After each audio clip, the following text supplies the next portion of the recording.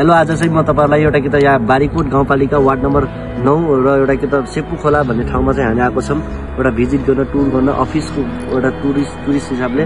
र आज यहाँको एउटा कि त दृश्य हेर्दाखेरि अचम्म लाग्यो मलाई। यस्तो दृश्य लाग्यो कि एउटा कि त हामी तराईतिर बसेको मान्छे हैन, एउटा कि त जब यहाँको रोडहरु देख्दाखेरि, यहाँको एउटा कि त मतलब ठाउँहरु देख्दाखेरि यहाँको हावापानीहरु एकदम राम्रो छ।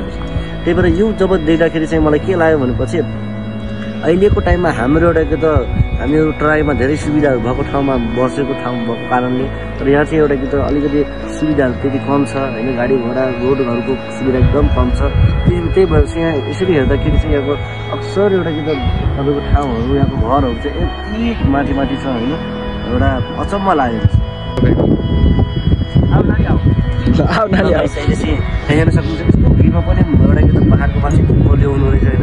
हामीलाई त्यसरी हेर्दाखेरि डर लागिरहेछ बढेर कि त यहाँको जुन एउटा मान्छेले हेर्दाखेरि हैन, नानीहरु आइरहेको छ। आउ ए दुःख है, दुःख गरेको है, अचम्म लाग्यो।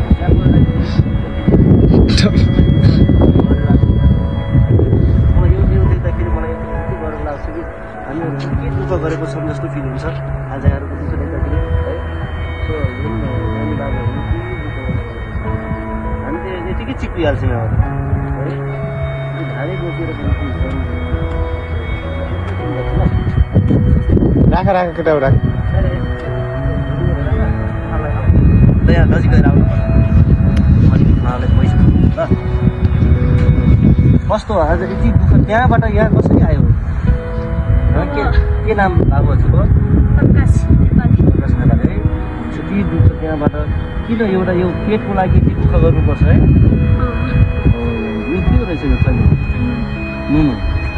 त्यहाँबाट नुन बोक्न यहाँ हजुर चाहिँ भाइ बहिनीहरू हो के नाटा पर्नुहुन्छ? अनि किन यति दुःख पढ्न जान्छ कि आज बिदा है? त्यही भएर त्यहाँबाट नुन बोकेर नुन कति पर्छ अरे यता 20 रुपियाँ है, यहाँ ल्याउँदाखेरि त्यहाँबाट यहाँ ल्याउनु पर्यो है। के दुःख गरेको छ मलाई नै एउटा यस्तो लाग्यो कि आज यो ठाउँमा जुन मान्छेको यहाँ जुन एउटा कि त दुःख देखेर होइन हामीले चाहिँ उहाँलाई एउटा सहयोग गर्नुपर्ने हुन्छ। धेरै अब मैले आफूले जति सक्छु उहाँलाई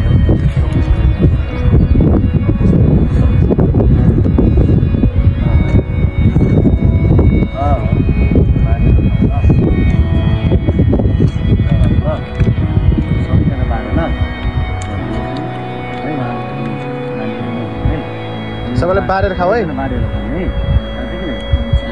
अरू त्यस्तो चुरोट त खानेनौँ, त्यस्तो खानेन है। पढ्नलाई कपी सक्यो बरु किन ल।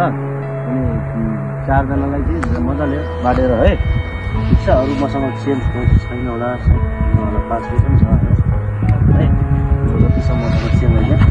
अरू चाहिँ अनलाइन पेमेन्ट भएको कारणले मैले उहाँलाई यति हेल्प गर्न सकेर सो एकदमै खुसी लाग्यो आज उहाँलाई देख्दाखेरि है। Thank you so much. आज सेपु खोलाको रमेश खड्का सरको घर हो त्यहाँ।